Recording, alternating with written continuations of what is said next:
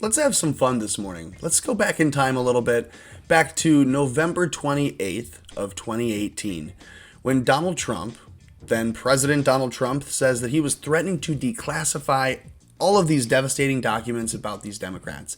In the article written by the New York Post, he'd given an interview saying, quote, "If they want to go down the presidential harassment track, if they want to go and harass the president and the administration, I think that would be the best thing for me." Right? He says that would be the best thing that could happen to me.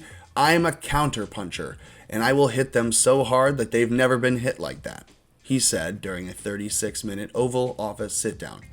So the commander-in-chief said he would declassify FISA warrant applications and other documents from Robert Mueller's probe, and predicted the disclosure would be exposing the FBI, the Department of Justice, the Clinton campaign, all as being in cahoots in this big cabal, right? This is what we've been calling for. This is what QAnon is about.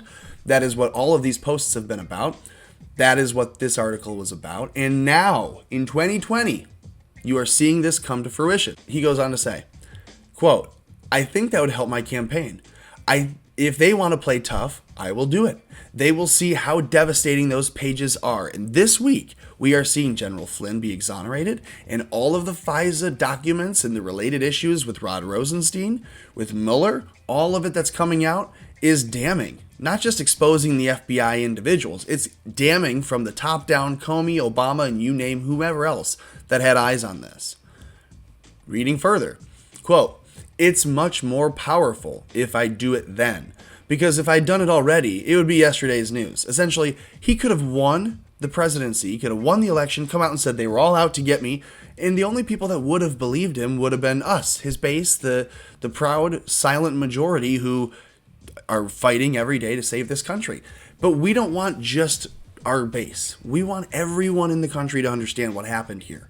And so that takes time, that takes declassification, that takes years of news being unraveled in front of your eyes. Fake news being pulled apart so that you can see the truth behind it. Now you can see that James Comey had signed off on multiple FISA applications. Andy McCabe, multiple FISA warrants being signed. Between the two of them, Obama had to know each and every single one being signed. So all three of them are definitely in cahoots. You have Brennan and Clapper covering on the intelligence side, going to the media. That's all coordinated. So the Q posts, they all draw attention to these coordinations. The efforts are really simple. And just looking back into 2018, you can see in the New York Post article here on the screen, Trump is threatening to declassify. What did they do in November of 2018? Well, it wasn't give up the battle and become nonpartisans. Nope, they took the House and they said, we're going to go in there and we're going to impeach the motherfucker. Right? That was what Rashida Tlaib said. So instead, what happened is he didn't get impeached because the Senate never moved forward with an impeachment. They had a trial and then they acquitted. That's not an impeachment.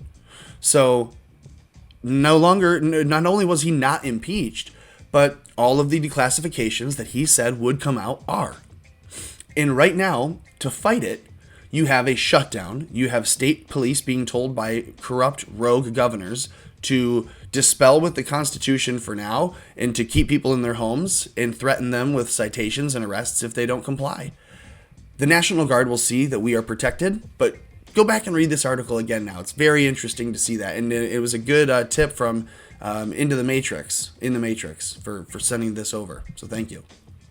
Anyways, guys, I thought you would think that was interesting. Go back in time, read the article, especially from today's perspective. This is really interesting to me, and I hope that you enjoyed it. Share the video, definitely subscribe, though, please. Thank you.